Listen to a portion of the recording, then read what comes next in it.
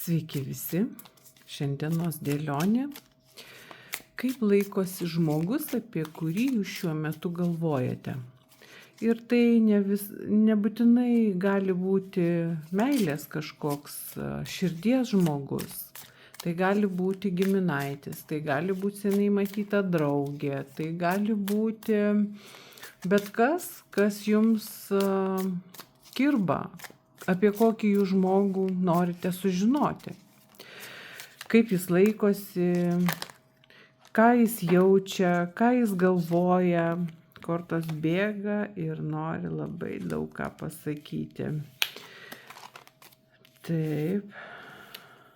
Aha.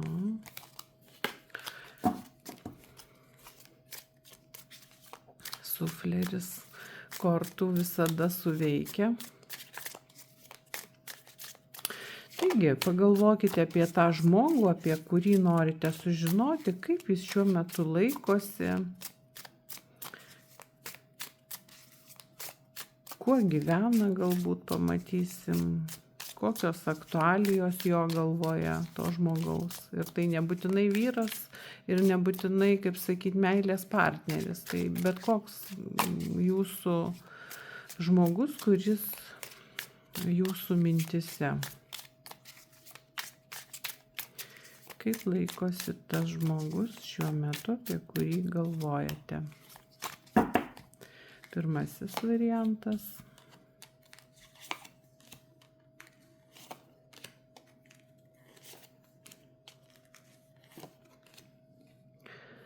Antrasis.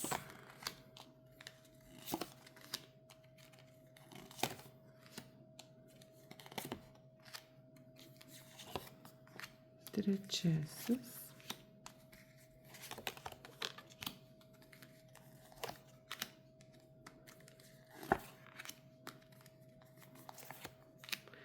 Ir ketvirtasis.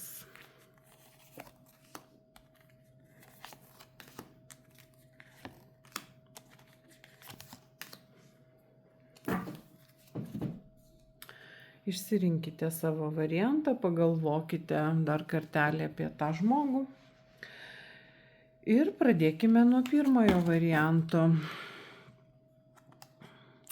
Taip, taurių karalienė.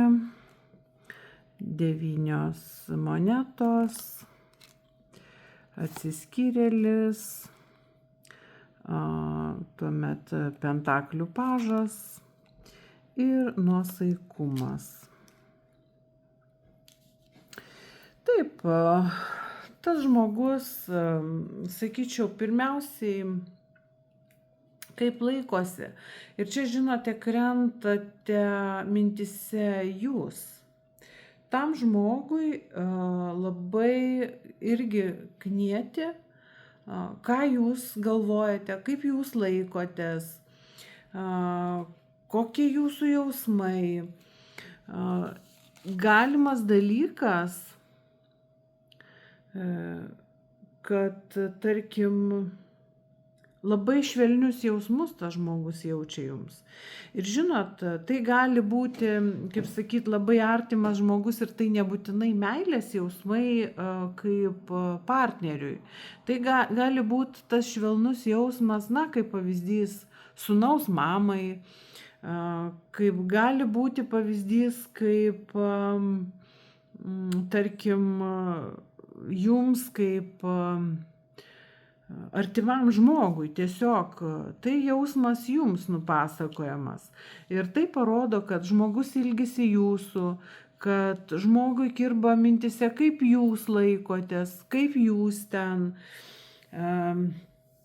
Galimas dalykas. Ir žinot, va čia man krentate jūs, moteris, mergaitė, kuri žiūri. Jeigu čia žiūri vyrukai, tai tada apsukite ir tai yra ta moteris, apie kurią jūs galvojate. Tai tada ta moteris tokia yra gera, sąžininga, kaip sakyt, atsidavusi. Ji kaip sakyt, tiesiog galima ideali partnerė, ideali sutuoktinė, nepriekaištinga sutuoktinė, nuostabi galbūt motina ir panašiai, kuri turi tą tokį, žinot, švelnumą savyje, tą meilės dovaną iš savęs spinduliuoti. Ir kaip tas žmogus laikosi dabar aplamai, labai tokia gera korta, yra pasitikėjimas savimi ir toks, žinot,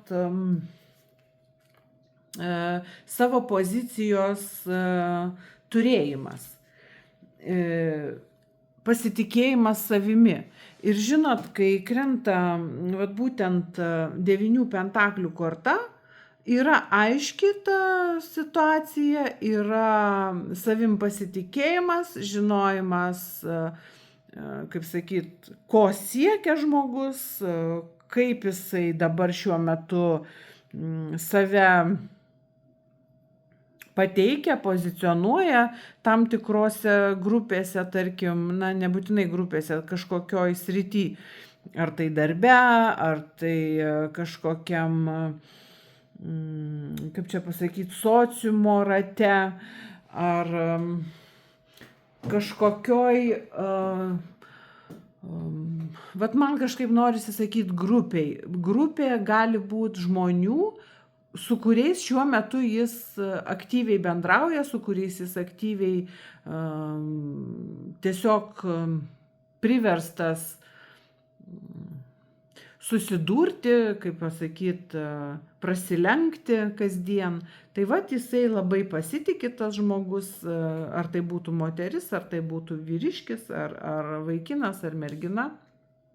Tai yra tas pasitikėjimas ir yra toksai sveikas protas, sveiko proto turėjimas, protingumas, aiškus mąstymas,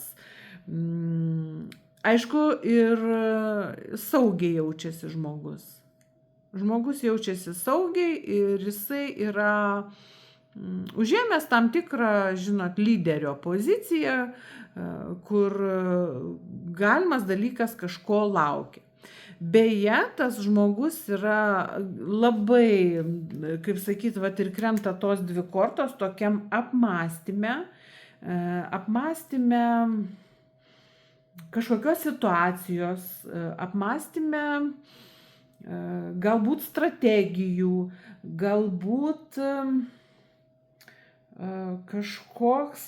yra kažkokia situacija, kada reikia priimti kažkokį sprendimą, bet žmogus savim pasitiki, jis žino, kad jis yra teisus, kad jis elgiasi gerai, kad jisai situaciją išmano ir kaip jis laikosi ten kažkur, nes aišku, neklaustume šio klausimo, jeigu žmogus šalia būtų, tai vadinasi kažkur jisai ne šalia jūsų ir jums įdomu pasižiūrėti, kaip ten laikosi tas žmogus. Tai jisai tokioj geroj pozicijoje ir viskas su žmogum yra gerai. Ir žiūrėkite, dar šalia krenta ir monetų pažas. Tai galbūt, žinot, kantrus žmogus šiuo metu ir kažką nagrinėja. Galimas dalykas kažko mokinasi, kažką studijuoja, kažkuo užsima.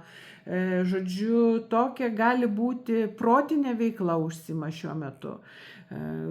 Kažkuo domisi, kažką siekia kažkokių žinių, kažką analizuoja labai intensyviai. Žiūrėkite, monetų pažas krenta su atsiskyrėliu. Tai rodo, kad žmogaus protas intensyviai dirba.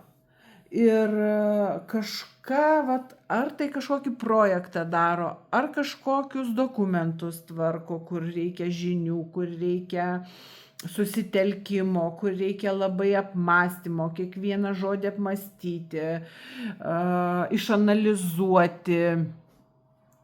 Ir nuosaikumo korta, tai kažkoks gal netgi ir laukia sprendimo priėmimas, arba, žinote, tiesiog yra kažkokia situacija, prie kurios tas žmogus puikiai prisitaikė.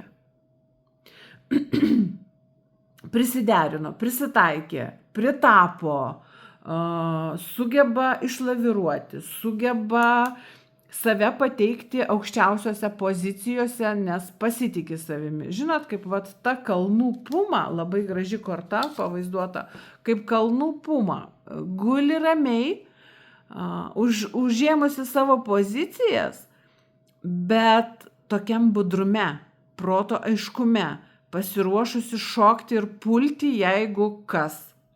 Tai va, ir toks savęs, kaip sakyt, pateikimas, užtikrintumas. Ir sakyčiau, šito žmogaus laukia kažkoks priėmimas kažkokio sprendimo, gal netgi talento atsiskleidimas kažkoks. Ir žinot, harmonijoje šitas žmogus dabar. Jisai yra pakankamai ramus, pakankamai savo situacijoje, kaip žuvytė vandenį plaukiojantis, valdantis situaciją, sugebantis prisiderinti labai aiškiame prote, kaip sakyt, mąstymo procese, bet jis galvoja apie jūs, jis intensyviai galvoja apie jūs. Tai vat, toks pirmasis variantas, sakyčiau, netgi tokia gera nuotaika, toks žvalumas, bet tam žmogui neduoda ramybės, kaipgi jūs ten laikotės. Toks abipusis.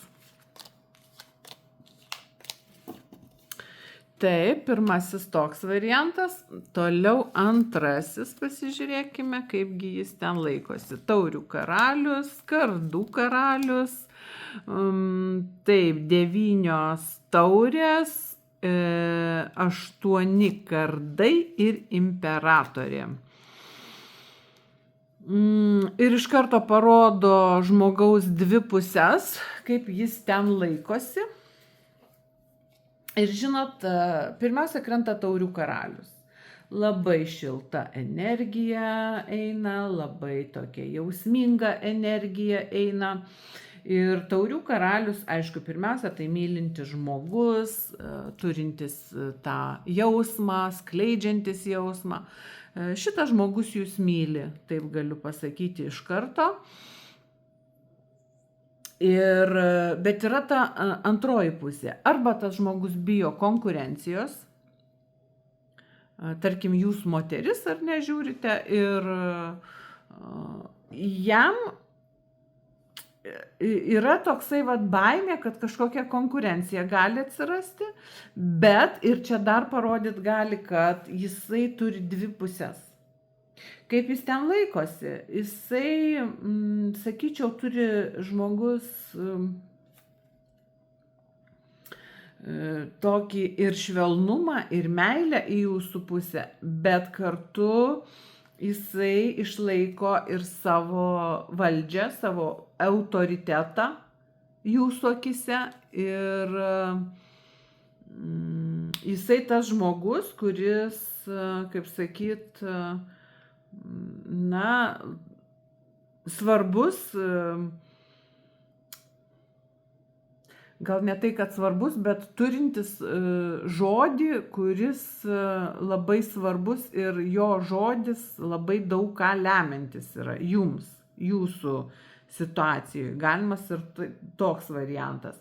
Bet ir čia dar gali, kaip sakiau, būti ir toks, jo intuicija gali kuždėti, kad tuščia vieta ilgai nebūna laisva.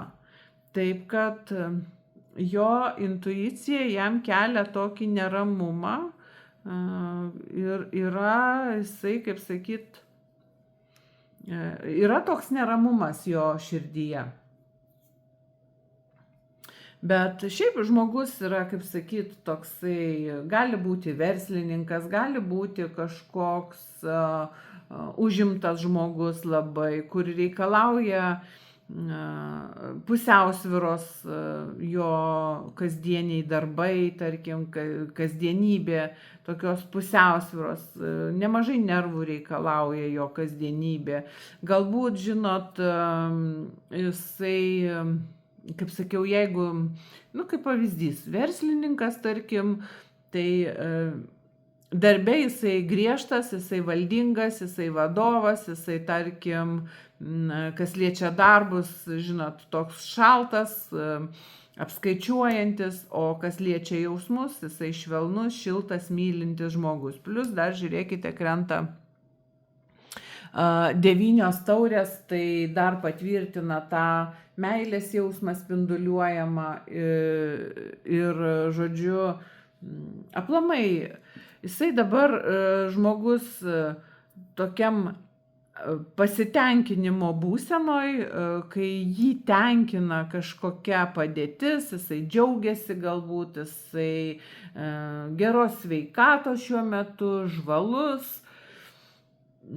gal netgi jaučiasi pranašesnis, jeigu čia jam kažkokia kirba mintis apie konkurenciją, tarkim, tai jisai vis tiek jaučiasi pranašesnis už bet kurį konkurentą. Ir tas vat toks jį tarsi patį motyvuoja, tarsi skatina veikti. Ir žinot, 8 kardai gali rodyti tokį dalyką, kad galimas dalykas, galbūt žmogus gali sulaukti kažkokių nemalonių naujienų. Galimas visai dalykas, kad tarp jūsų įvyko nemalonus pokalbis ir va tiesiog toks poskonis žmogui liko. Galimas dalykas, kad jis iš kitur sulaukė šiuo metu kažkokių nemalonių naujienų ir tiesiog jį tai suvaržo, jam tai suvaržo veiksmų laisvę ir jis tarsi tas erelis uždengtom akim, negalintis išskleisti sparnų. Galimas dalykas, kažkokios problemos gali būti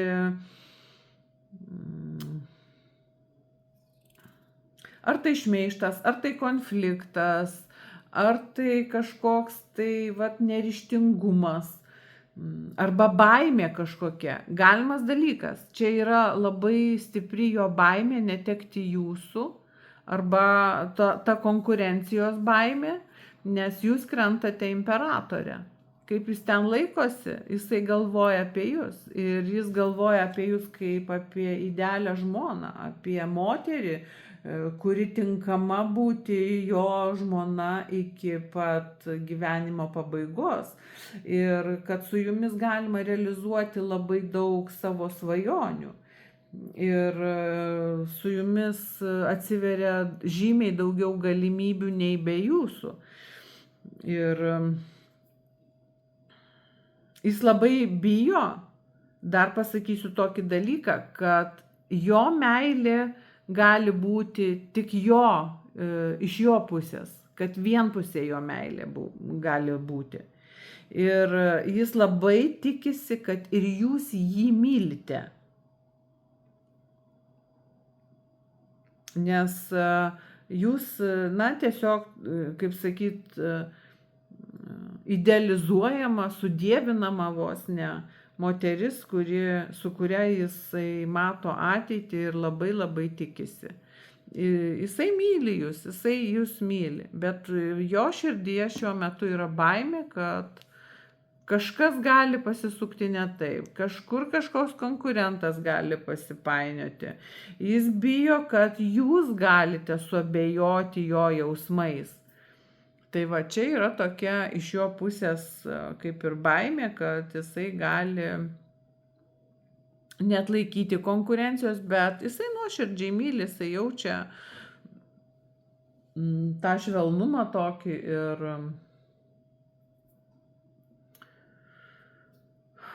ir baimę. Taip, toks antrasis variantas.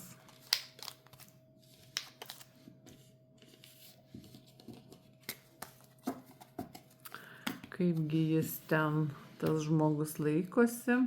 Trečiasis variantas. Žvaigždė.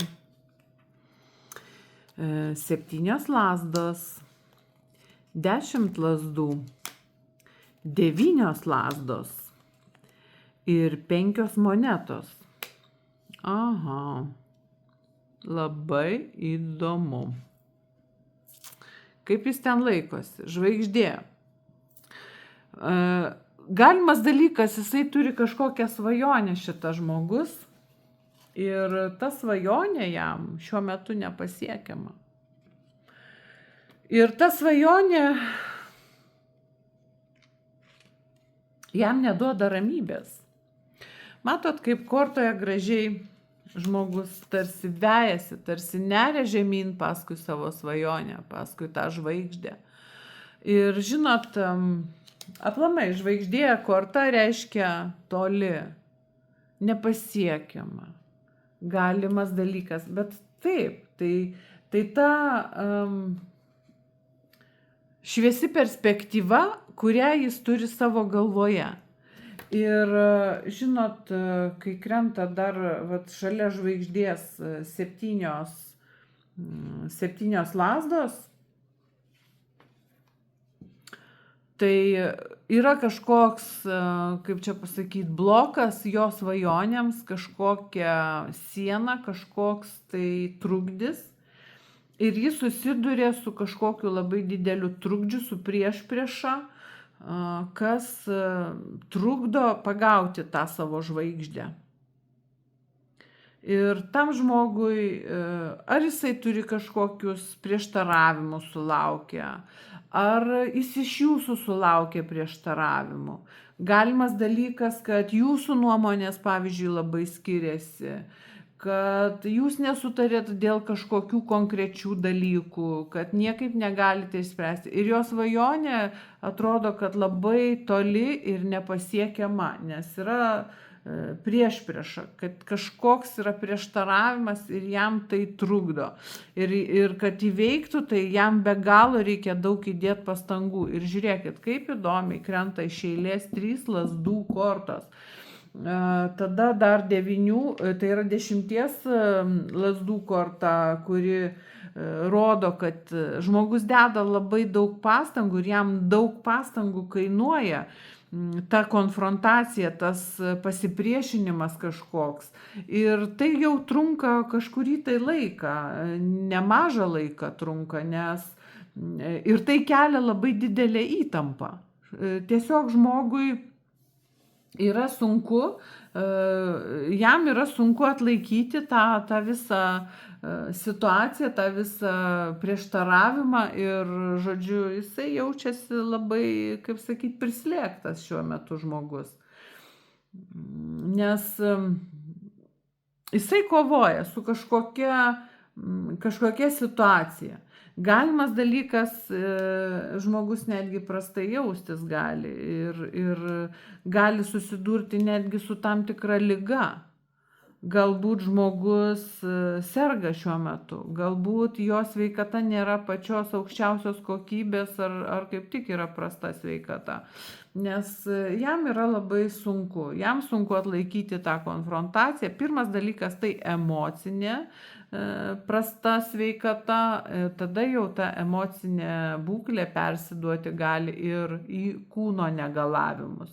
Ir aišku, kai yra tokia sudėtinga situacija, tai visa tai atsiliepia ir finansams ir tiems materialiems dalykams, krenta 5 pentakliai, tai sudėtinga korta. Ir plius dar, aišku, čia šitoj dėlioniai, tai norisi kalbėti apie meilės praradimą, nes žmogus galvoja, kad ir jis mato, kad nieko nebus, kad nėra už ko užsikabinti ir ta svajonė jinai pabėgs tolyn, gilyn, aukštyn ir taip toliau. Ir žmogus nesusidoroja su šita situacija ir jisai greičiausiai susitaikys ir paleis tą situaciją. Jis paleis savo jausmus tolyn. Žinot, kaip tarkim, upėj paleistas laivelis popierinis, jis nuplaukia ir nuplaukia. Taip ir ta žmogaus svajonė nuplaukia ir nuplaukia, ir tas popierinis laivelis kažkur nuplaukęs toli subliūkšta, ištyšta tas popierius ir iš to nieko nelieka. Plius žmogaus emocinė sveikata labai sudėtinga. Aišku, galimas dalykas ir kažkokie ir materialiniai sunkumai gali būti, bet čia labai norisi kalbėti apie labai sudėtingą emocinę žmogaus situaciją ir tokį, žinot, sunku, spaudžiantį, slegiantį jausmą, nes jos svajonės toli. Ir praktiškai nepasiekiamos ir nepavejamos. Tai šitas žmogus šiuo metu tikrai sudėtingos būsenos ir jo jausmai, jo tai, ką jis galvoja, jo mintis yra prispaustos, prislėgtos, prieštaravimai yra konfliktai, yra, žodžiu, sunkumas širdyje visapusiškas ir jo meilė, ko gero, kad jau jeigu dar neišblėso, tai visiškai baigia išblėsti. Ir jisai taip pat galvoja, kad jisai prarado meilę, tarkim, moteryje, arba jeigu tai žiūri vyrukai, tai galbūt mergina galvoja, kad prarado jumyse tą partnerį, tą meilę ir čia nieko gero nebesigaus. Žodžiu, labai sudėtinga emocinė būklė žmogui.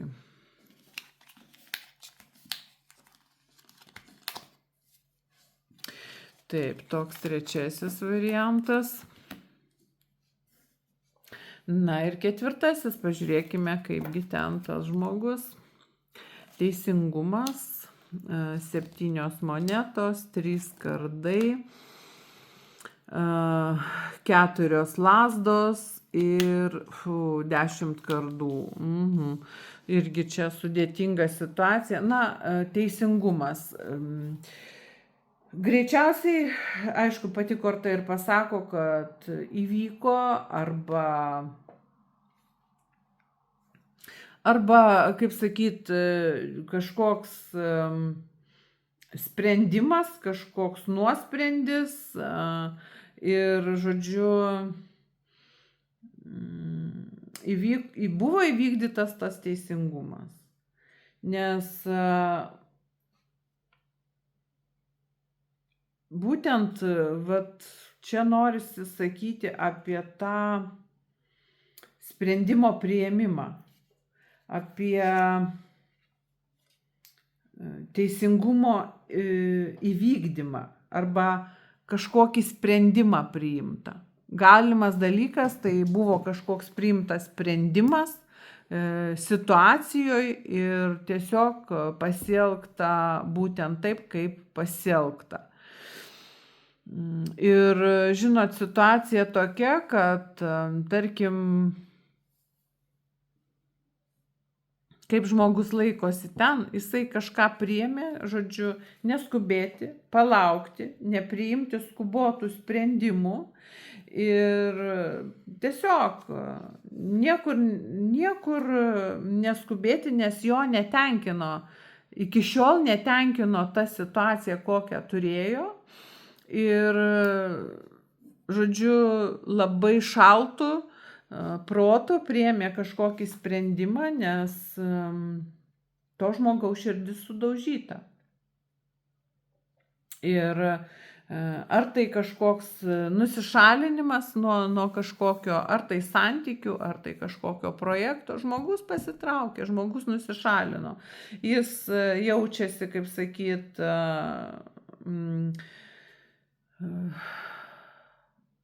jo viltis nepasiteisinę ir jis priėmė šaltą, nors ir skaudų, bet šaltą sprendimą ir, žodžiu, kad ir kaip tikėjosi to stabilumo, kad ir kaip tikėjosi kažkokios laimės, meilės, stabilumo, tvirtos šeimos, tvirtų pamatų, jis to negavo ir priėma sprendimą, žodžiu,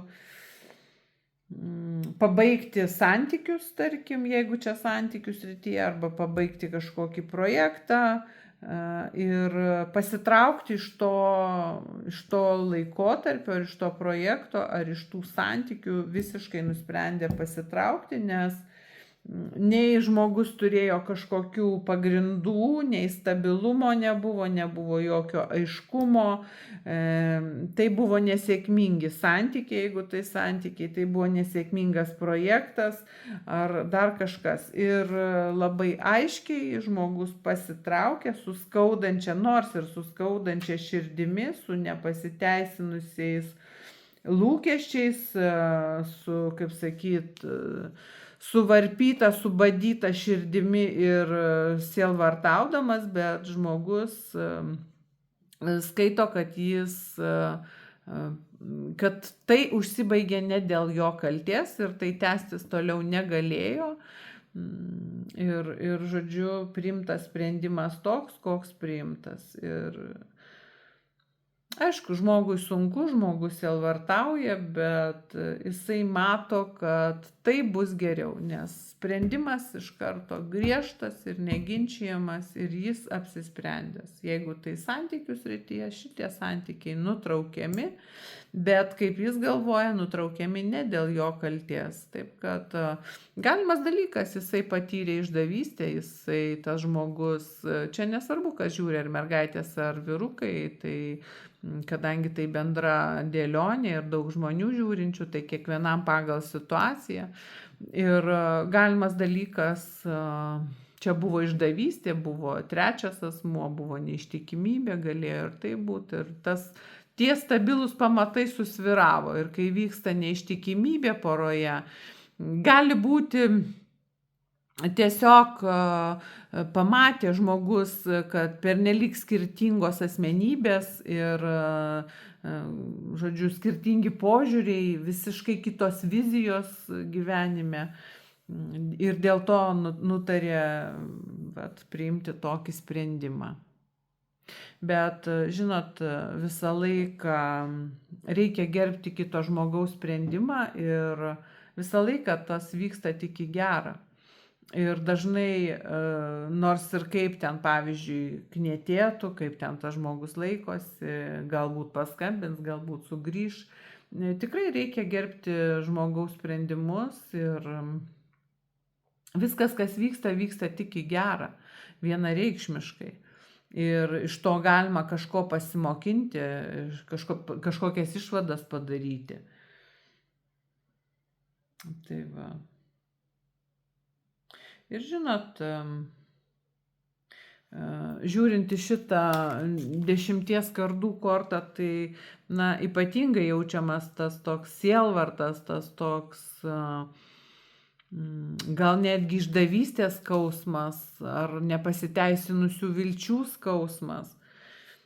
Ir žinot, korta, kaip sakyt, jinai sako, kad kūnas yra tik laikinas sielos prieglobstis, o siela yra viršesnė už bet kokias kūno kančias. Todėl žmogus traukiasi iš tų santykių, iš to projekto skaudančia širdimi, kad pradėtų naujus kitus projektus ar atrastų tai, ko dar neatradęs ir taptų laimingu.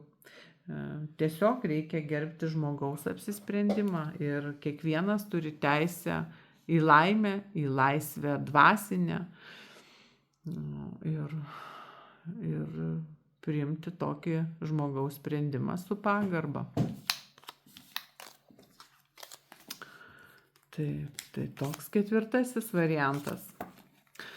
Tai štai tokios mintis, tokia dėlionė ir tokios, kaip sakyti, energijos ateina iš taro kortų. Ir dar noriu priminti, kad taro kortos tai yra tendencijos, tai yra vibracijos, tai nėra galutinis nuosprendis kažkoks.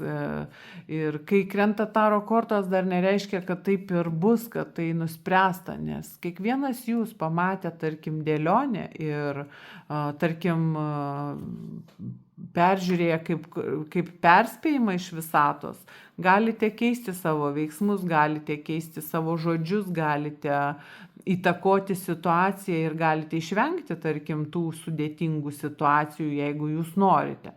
Ir labai labai svarbu, ką jūs galvojate, kokios mintys jūsų galvose, nes tai yra įrodyta. Ir netgi moksliškai yra įrodyta, kad mūsų mintis materializuojasi ir kokios mintis kyla mūsų galvoje, tai po kiek laiko mes taip ir elgiamės, tas yra įgyvendinama, tas ir nutinka, tarkim. Tai labai reikia sekti savo mintis ir stengtis būti pozityviems. Sėkmės.